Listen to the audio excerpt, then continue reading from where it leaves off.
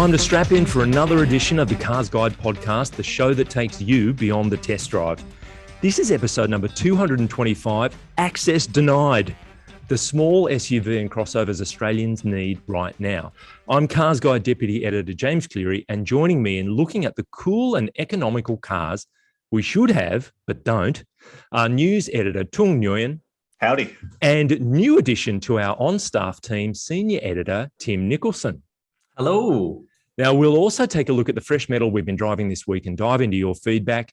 YouTubers, you can jump ahead to each section of the show via the time codes in the notes or chapter markers in the timeline.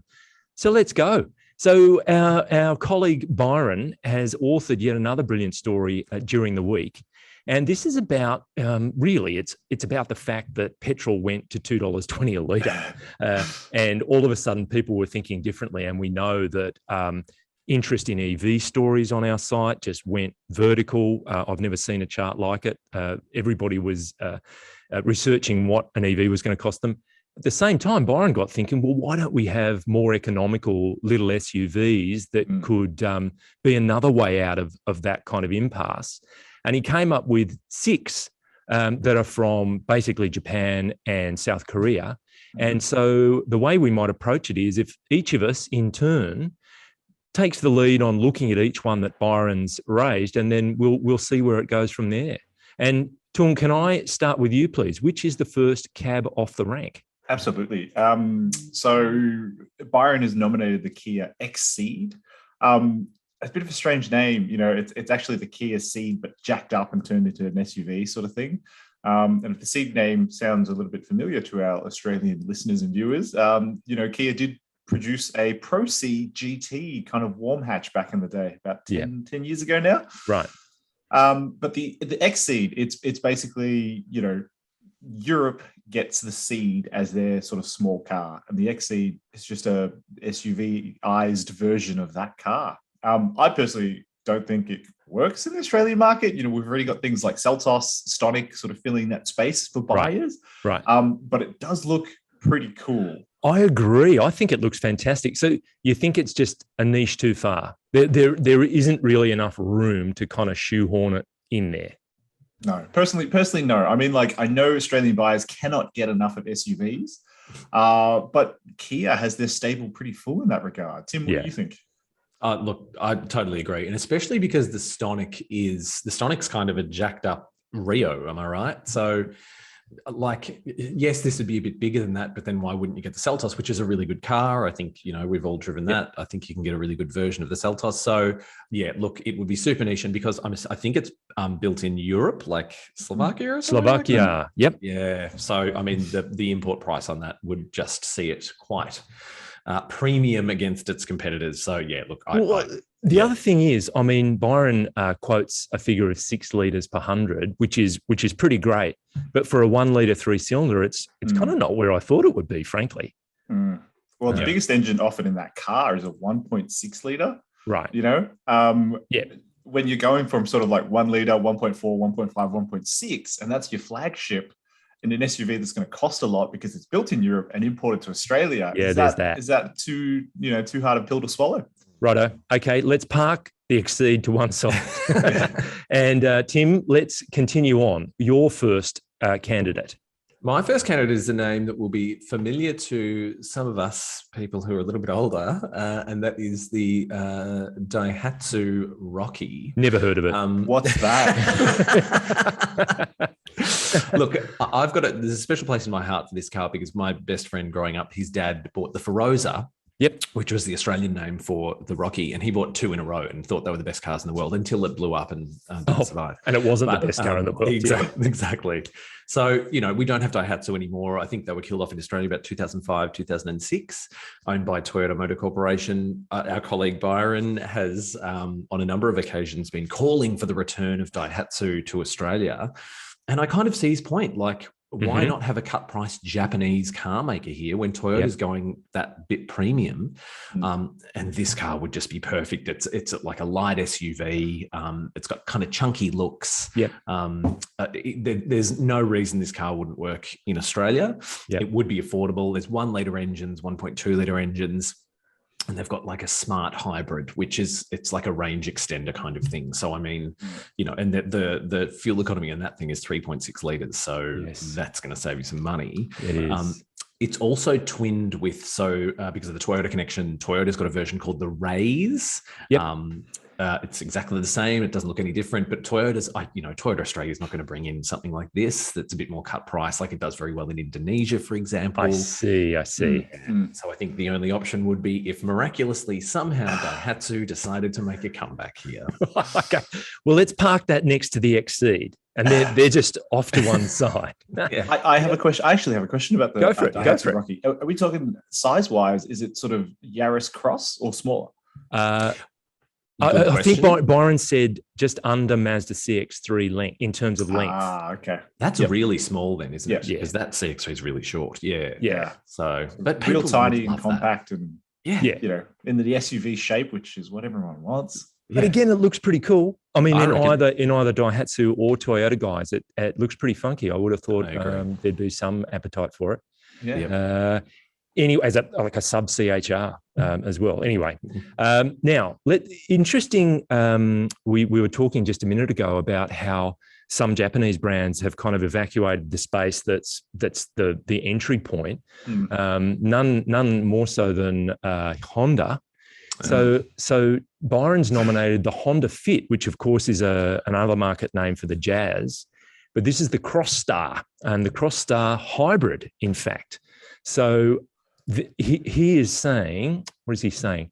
So it's based on the all-new Jazz, which he says inexplicably didn't get to Australia, but it's a 1.5 litre. So in terms of these little cars that Byron's been investigating, that's a big block. That's a pretty big engine.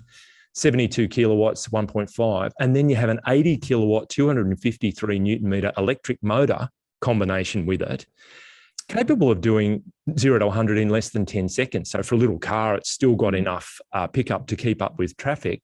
They're claiming 900 kilometres between refills. Wow. And 4.8 litres per 100, which is more what you'd expect for a little car, really tiny little car like this. So it's sort of in the same vein as a Yaris Cross hybrid, that kind of thing. But the way Honda in Australia is going, which is further up market, this seems like the polar opposite of that ambition. What do you guys reckon?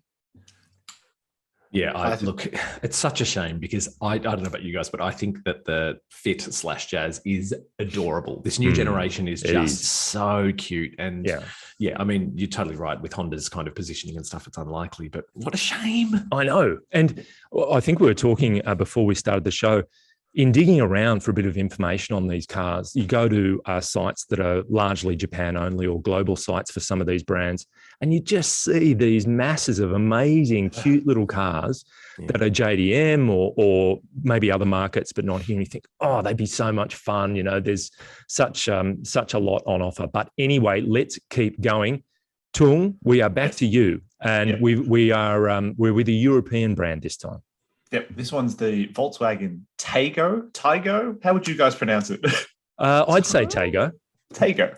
I would say Taigo, so who knows? Look, someone in our listening and viewing audience will correct us for sure. So this car is a Brazilian market sort of focused vehicle.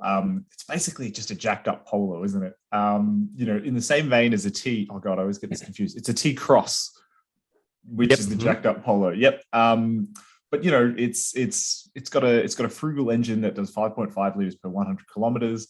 Again, much in the same way as the what was I talking about before? The Kia XCeed. Yes, there might not just be room in Volkswagen Australia's lineup for a Taigo/Taigo. Yeah. They've got T-Roc, they've got T-Cross. If you want to go for a more budget option, you've got the Skoda, options as well. Hey, that's a point too. Yeah. So just no room for this one, I think. Well, the thing is, aside from a marketing-led decision about how many niches you might want to occupy in the market, we were talking again before about the fact, yes, petrol goes up to a staggering price, but the government's made a decision to cut the excise and it's come back. So all of a sudden, our vertical climb on EV interest came down again, and people have seemed to cool off on that idea. So it's all short-term stuff. But you as a car brand, you have to make a decision on importing a model with everything that goes with it, servicing, spare parts, all of the training that you have to do to introduce a new car, and it'll be here for some time. So it's a big call. It might sound, just pull it off the shelf and put it in showrooms over here. It's a pretty big deal. Yeah, those decisions are made years and years and years in advance, right? Like That's right. It's very hard for a car company to sort of be agile and pivot and react to trends that happen quite quickly, like fuel prices. Yes. Unless you're Morgan hand building each car and mid build, you can say, let's put a different engine in, you can't really do that. All right. Well, Taigo is parked with the others off to one side. And Tim, we're back to you, and we're back in South Korea. We are. So we're back with Hyundai. Now, I'm going to get to this car really quickly, but if you can see behind me, these two incredibly adorable little cars, that is the Hyundai Casper, which was revealed last year. Tiny little thing. Basically, it would be a new version of the Getz. Yeah, right. If the Getz happened today, and that's not going to come here. I think it's for developing markets. But how adorable is this thing? Come on, Hyundai, bring it here, please. And we were theorising that the olive green car behind you with the extra inlets in the grille, that's either apertures for Browning machine guns or it's extra air intakes for little turbos or something like that. But we're not something like not 100% sure. They're super cute. Agree. I want to say to Hyundai, please get it here soon. Oh dear. All right. I think we should do an N version as well. Okay. An N Casper N. Imagine. Fantastic. Anyway, the main one that Byron tapped was? Byron was talking about something that is a really striking looking car. I think that's the Hyundai Bayone. Now, this thing's based on the European market i20. We only get that here in N, guys. It's essentially a jacked up version of the i20, but rather than doing like a Impreza to XV, this looks exactly the same. They've actually given it quite a different design. And I think it's really sleek and really stylish. I actually think out of all of the cars that we're talking about today, this one would probably work the best in Australia. Yes. Just purely based on how it looks. It's got a 1 litre engine with a 48 volt battery, 3-cylinder turbo. That thing will get you 5.3 litres of fuel. So I think, most Australians would be very, very happy with that. Yep. The thing is with this car, so what we get instead of this is the Venue. I don't know about you two, but I quite like the Venue. But it's a very... and Venue, as far as I recall, correct me if I'm wrong, hasn't set the world on fire quite as much as Hyundai wanted it to. Exactly right. It's interesting because it's the USA and Australia get the Venue, and it's very much an Indian market car as well, although it's slightly different in India. But the rest of the world, including Europe, or mostly Europe, gets this thing. And look, to be honest, I think this is a rare misstep from Hyundai in Australia. I think maybe this should have been that model, but again, because it's from Europe, it would have cost more than the Venue. And I think with the Venue, they were looking to kind of replace the accent maybe in there. So and I don't know. I mean, again, of course, we are all expert product planners, sitting in the recliner lounge from the sidelines and making it look so easy. But if you're trying to juggle the reputation of your brand, introducing a car like this is a big decision, because if, as over time, maybe the last decade or more, Hyundai's crept up market to a more viable competitor for some of the established Japanese brands, if you do bring in a very cheap and cheerful model, it may erode some of that equity that you've built up in your brand. So you have to be thinking about that as well, I'd imagine. There might be an opportunity for incremental sales and some extra money in the till, but longer term, is it a good decision?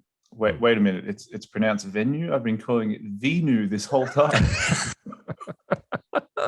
Yes. You're not a fan of the Venu, Tung?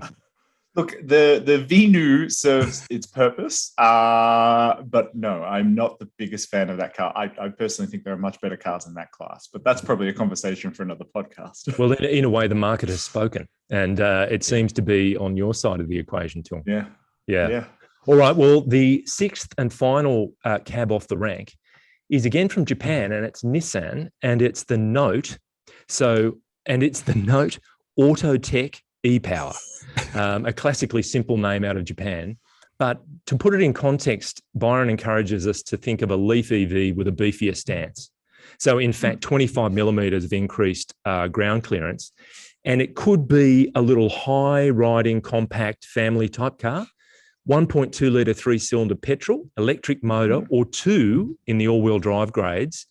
But it's only the electric motor that drives the wheels. So the petrol engine is more a generator to keep the battery pack charged. And fuel consumption can drop well below 3 litres per 100 kilometres. So now you're into pretty serious fuel economy territory. Yeah. And he says it has the potential to be a pretty engaging drive because the platform it sits on is shared with the latest Renault Clio hatch. And he proposes, Japanese quality meets French dynamic flair. What a combination that might be. So I wonder whether Nissan has the scope and capacity to pull something like that into its lineup.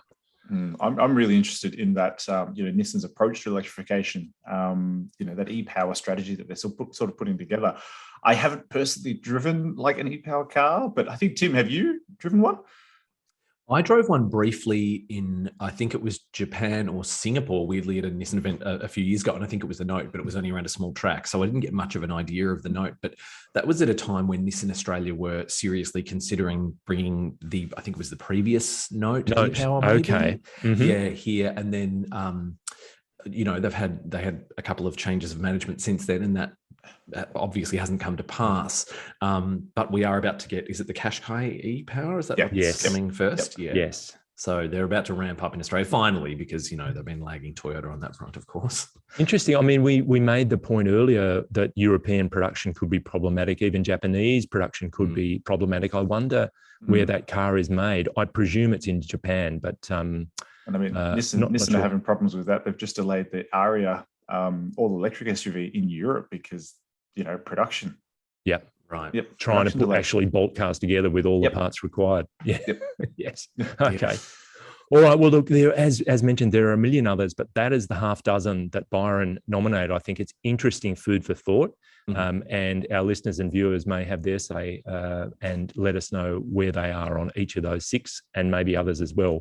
But it's time now to move to our garage, to cars that you can in fact drive right now, and we have been.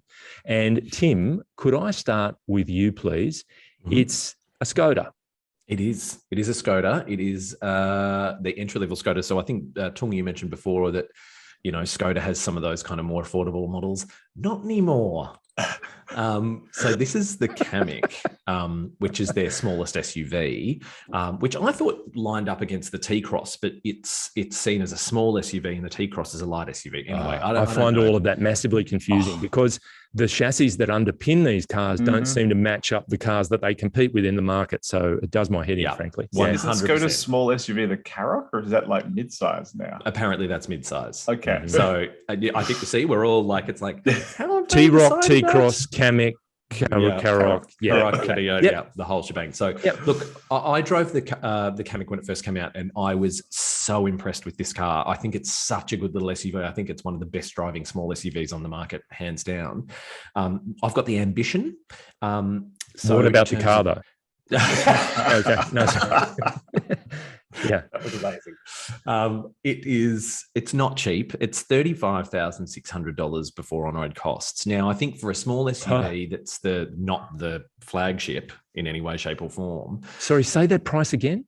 $35,600. Okay, before on roads. I get you. Yep. So what's interesting about this car, though, when they first launched it, they had an entry-level engine. I think it was a 3-cylinder, the same one from the T-Cross, and a manual. And it was so well kitted out. I think it was like 26 grand. And it had everything you'd need in it.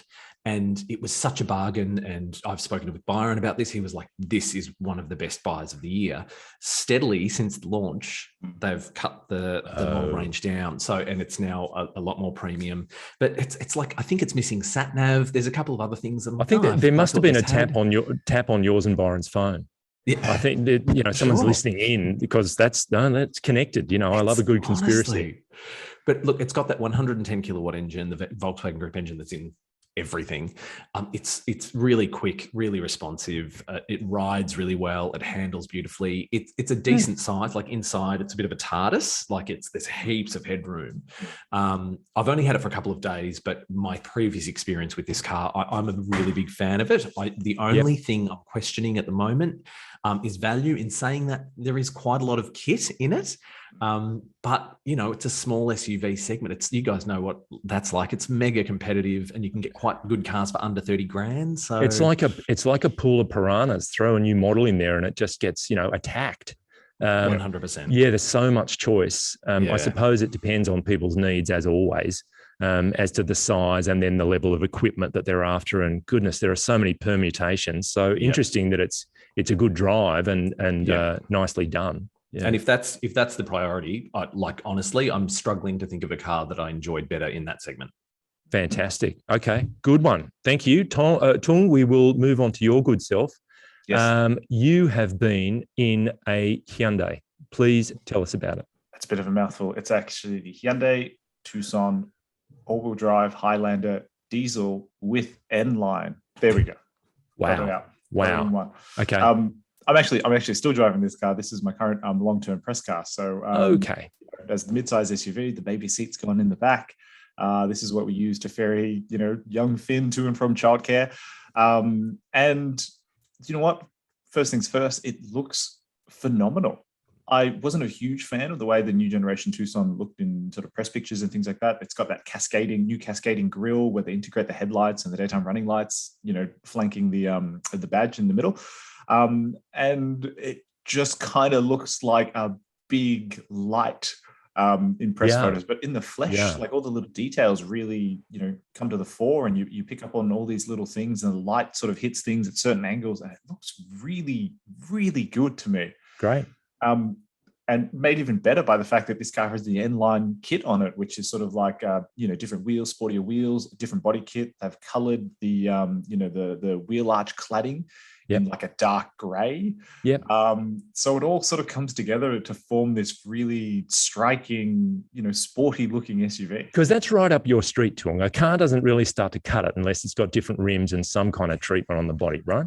Absolutely. Yeah. Fun bit of trivia. I've never owned a car and not changed the wheels. Yeah, there you go. Well, so that's perfect. That's perfect. Yes. Straight off the showroom floor. But this being the top of the range model as well, it's got all the kit you want in it. Heated and cooled seats, heated steering wheel, wireless phone charger. It's got these wonderful sort of suede seats as well, sporty seats, which I'm questioning how long is that going to hold up with a baby in the back and food. But one way to find out, I suppose. Yeah, good. Yeah. And a big practical boot. So in terms of practicality for a family, this is perfect. Terrific. Okay, well that'll be a great experience. It is the diesel. Yeah. I found with that the Tucson that's the pick engine out of all of them. Yeah. I think the question I sort of want to answer is does it make sense to still buy a diesel in 2022? That's a good question. Yeah. But we'll find out with my 6 months. But I think when you think about Tucson and I want to say Sportage, that so much experimentation in terms of the way those cars look, it's a really exciting little part of the market in there that those Hyundai and Kia twins are pushing it out a bit in terms of the way the cars look. I love it. Absolutely. Definitely stands out in traffic. Yeah. Okay. Now I can finish off with the Porsche Macan or Macan. We're constantly corrected on how to pronounce it. Now this car came up in our kind of hits and misses podcast that we had a while ago. This is the cheapest way into a Porsche in Australia. So $84,800 will get you a Porsche on your driveway. That's before on-road costs. It's a 2-litre turbo petrol 4. It's basically the VW GTI's, it's called EA888 engine that's used in various Audis and VWs and what have you. 7-speed dual clutch, 195 kilowatts in this application and 400 Newton meters. So it's smooth, willing. It feels actually like a small capacity V6 somehow in terms of the kind of maybe the way the sound deadening has been applied, or it feels really smooth. It's roomy, comfortable. It rides on 19s, but the rubber is 55 aspect ratio. So there's a fair bit of sidewall and it's pretty comfy and it's beautifully finished. I mean, you're at $85,000, but 3-zone climate, 14-way front seats with memory, leather, and you get top shelf safety. So there's a lot in the car, and that's just the tip of the iceberg, really. In terms of dislikes, it's hard. 0 to 100 in 6.2, but it feels relatively benign. It doesn't. An S or a GTS Macan feels more like a Porsche. This car just feels like a quality SUV, and in summing it up, I'd say it's an impressive package, but it's similar in feel to equivalent Audis, BMWs, Mercs. I mean, to fulfill the role that this car will fulfill, you don't need a Porsche. But it won't stop people wanting one, is what I'd say. So, the equity that Porsche has built up in its badge over a long period of time makes it's a desirable thing. And this car is completely competent and very nicely put together, but you don't need a Porsche to do its job.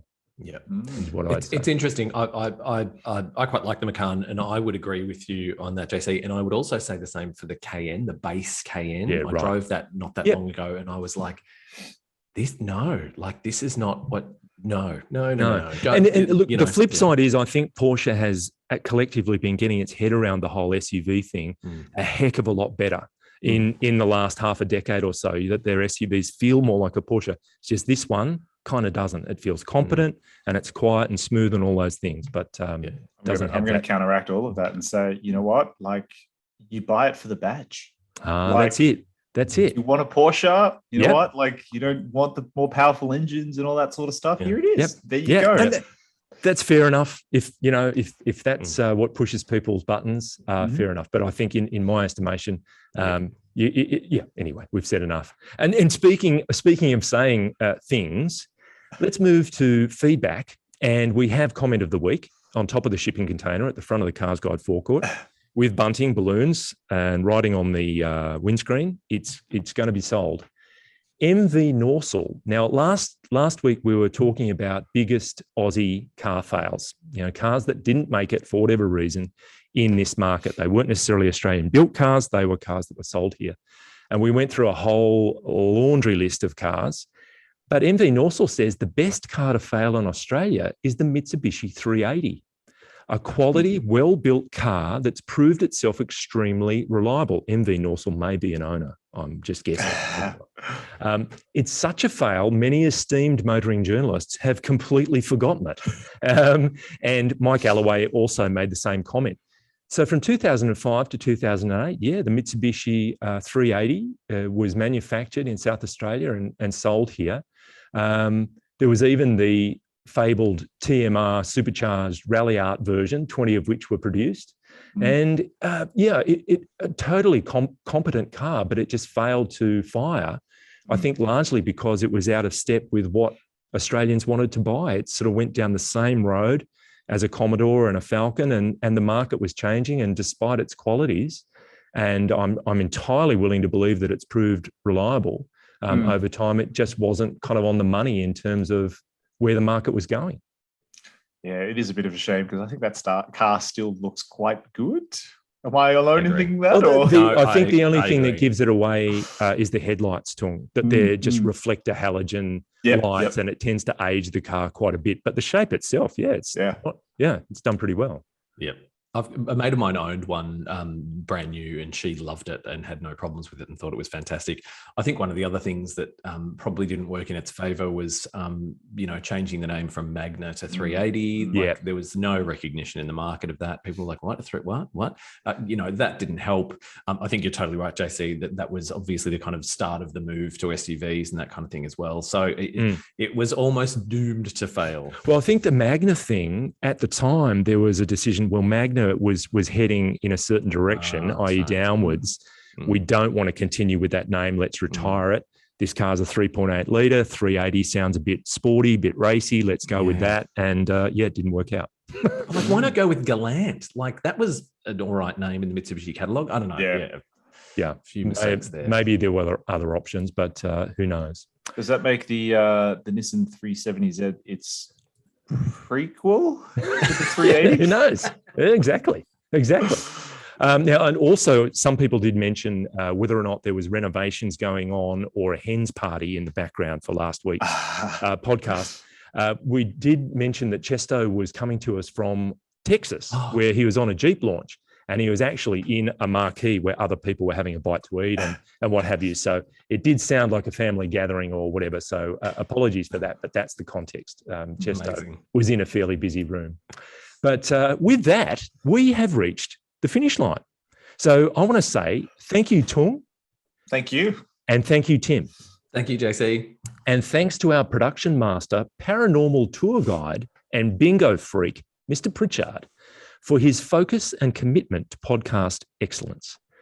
Today, he's wearing a T-shirt saying, "I like the sound you make when you shut up." Why so serious, Joker pants and roller clogs? Unbelievable. Jump into the conversation, Cars Guides on Facebook and Instagram, or email us at comments@carsguide.com.au. Apple Podcast listeners, please take a moment to rate and review the show. 5 is the preferred number of stars. Thank you. If you enjoyed the episode, make sure to subscribe to the Cars Guide YouTube channel so you can stay on top of all our latest content. But before we go, as just mentioned, Chesto joined us from the States for last week's podcast. He told me after the show, a bloke in Texas proudly bowled up to him and said, "I got gas today for $1.39, before adding, "Too bad it was at Taco Bell."